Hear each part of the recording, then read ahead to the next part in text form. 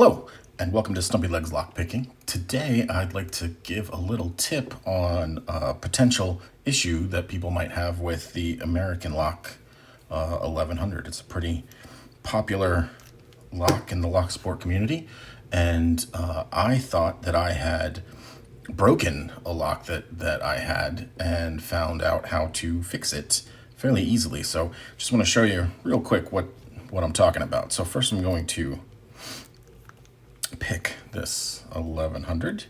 I'm using a Law Lock Tools ergo turner and a multi-pick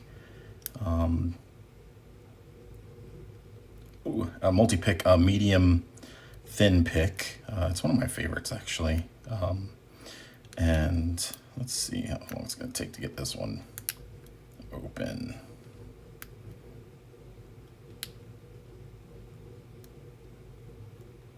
All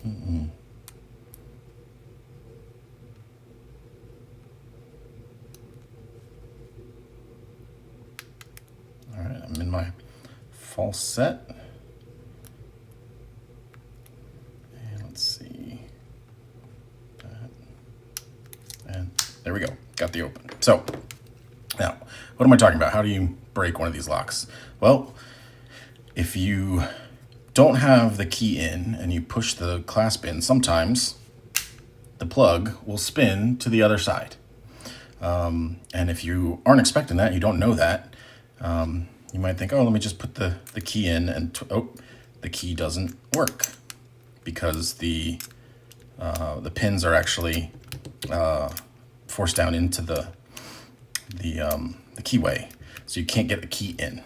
And okay, well, how do I do anything with this? I actually thought I'd broken a lock because of this. So it's actually very simple. All you have to do is take a turner and turn the keyway in the middle back to the starting point. And then you can get your key in and open the lock or pick it again. But again, if you don't have the key in and you close the, oh, it didn't do it that time. Oh, you have to have it picked first. But if the core is spun, you might think that you can't open it, but really, or close it again.